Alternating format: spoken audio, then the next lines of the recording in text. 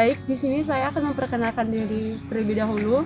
Perkenalkan, nama saya Ledia. Saya berasal dari kelas semester 2 Penyuluh Pertanian Berkelanjutan. Nah, di sini saya akan menjelaskan tentang apa sih itu KEP atau Kelembagaan Ekonomi Petani. Nah, di sini saya berada di sebuah desa, yaitu Desa Bambulung di Kecamatan Pematang Karau, Kabupaten Barito Timur.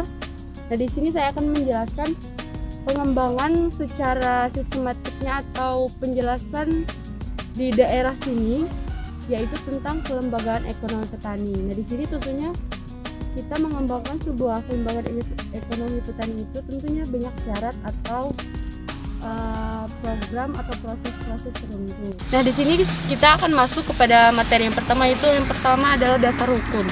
Dasar hukum kelembagaan ekonomi petani. Nah, di sini ada Undang-Undang Nomor 19 Tahun 2013 tentang perlindungan dan pemberdayaan. Nah, di sini petani yang menyatakan bahwa pemerintah dan pemerintah daerah sesuai dengan kewenangannya. Jadi di sini mengembangkan kelembagaan ekonomi petani itu tidak hanya menggunakan proses tertentu, tapi di sini juga ada jalur hukumnya. Nah, yang kedua, kelembagaan ekonomi petani itu yaitu kelembagaan petani baik yang berbadan hukum maupun yang tidak berbadan hukum, yang memiliki kegiatan usaha tani dari hulu sampai hilir di sektor pertanian.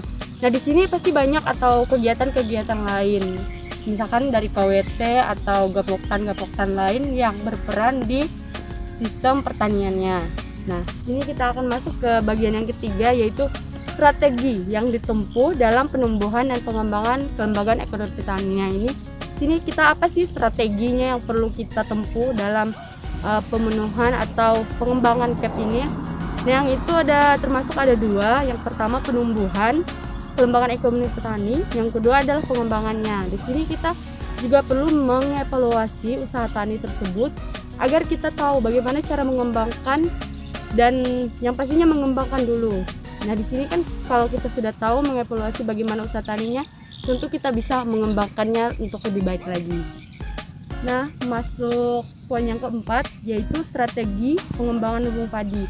Nah, di sini kenapa saya mengambil sebagai lumbung padi di sini? Karena kita bisa lihat di sini luas lahan di Desa Bambulung ini sangat luas, sehingga itu menjadi sebuah potensi bagi desa ini. Nah, pertama itu potensinya itu karena luas dan juga di sini masih tanah yang subur. Nah, di sini juga bisa berperan sebagai pangan di desa di sini, pangan lokalnya mereka di Desa Bambulung ini yang bisa berperan sebagai modal lah untuk penanaman usaha mereka, bisa mensejahterakan mereka juga, dan sebagai usaha mereka juga nomor satu juga di sini. Nah, itu semuanya sangat berpotensi bagi mereka yang tinggal di sini. Nah, jadi kalian harus tahu di desa ini sangat-sangat berpotensi ya. Jadi di sini bagian yang terakhir, yaitu saran menurut saya sendiri, tanaman padi di sini sangat berpotensi. Jadi saran saya itu nanti agar dikembangkan yaitu sebuah koperasi. Nah, di situ akan mendirikan koperasi jadi hasil dari di sini itu bisa dimasukkan ke koperasi lain, sehingga di situ juga mempermudah masyarakat di tempat ini untuk menggunakan hasil panen mereka atau memberi modal usaha untuk mereka. Jadi semuanya itu kayak ada putar baliknya di dalam desa itu sendiri. Jadi potensi mereka untuk mereka juga, dan kita mengekspor keluar lagi. Jadi lebih tepatnya itu untuk mereka sendiri. Jadi yang dapat saya sampaikan, mohon maaf jika ada kesalahpahaman atau kata saya yang kurang berkenan. Saya pamit. Terima kasih.